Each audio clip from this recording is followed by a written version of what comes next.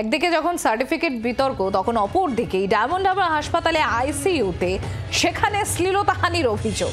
শ্লীলতাহানির অভিযোগে পাকড়া অভিযুক্ত সাফাই কর্মী।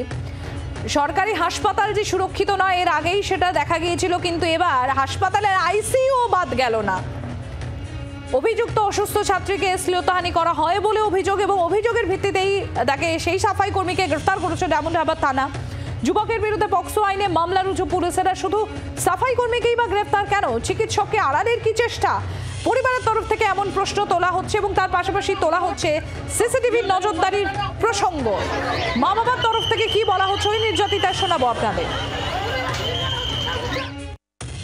আমার মেয়ের আইসি রুমে ভর্তি করার পরে ওই যে ছেলেগুলো, নার্সের ছেলেগুলো থাকে, সেই সব ছেলেরা ওকে বেউজ্জতি করেছে।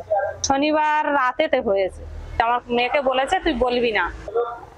হ্যাঁ, যেগুলো নার্সের মেয়ে তিনটে ছিল, তিনটে ছেলে ছিল, ওদের জন্য করেছি। ডাক্তারবাবু এইটা সই দিয়েছে বলে ডাক্তারবাবুরও জন্য পেতে হবে।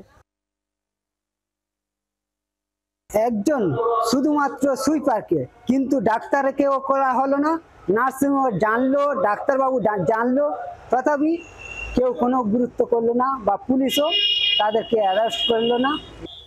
আমি চাইছি আইনতভাবে দোষীদের সাজা দিতে। শুধুমাত্র এই অভিযোগ নয়, কেন সিসিটিভির নজরদারি ছিল না সেই নিয়েও প্রশ্ন হচ্ছে, শোনাবো। সব জায়গাতে ক্যামেরা আছে, কোনো ক্যামেরায় কি কাজ করে না? ক্যামেরা তো দেখা যায় নাকি? ক্যামেরার মধ্যেও এরকম হচ্ছে। মহিলা চাইছি যাতে ওনার শাস্তি হোক, যাতে আমরা হসপিটালে আমরা ঠিক মতো থাকি, কারণ আমাদের এখানে একদিন ছাড়া একদিনের মধ্যে আসতে হয়। এটা একদিনে হয় না, এটা হয়তো ওনার উপর হচ্ছে, কালকে আমার উপরেও হতে পারে, কারণ আমরা সবাই বাইরে থাকি। নিশ্চয়ই সে 5 বার করেছে, 5 জনকে বলেছে যে এটা করবে না, বাড়ির লোককে জানাবে না, যার জন্য তাই সেই 5 জন হয়তো ভয় বলতে পারেনি। কিন্তু আজ একজন যে বললো ব্যাপারটা, এটা নিয়ে আবার বলা হচ্ছে, বাচ্চা মেয়েটাকে বলা হচ্ছে যে তোর বাড়ির লোকের যদি বলিস বা বাইরে কোথাও যদি ব্যাপারটা যায় তোকে ইঞ্জেকশন দিয়ে মেনে দেবো। আমরা চাইছি যে এই ঘটনাটা ঘটিয়েছে এবং যে নোংরামোটা করেছে তার খুব কঠোর শাস্তি হোক এবং তার ফাঁসি হোক।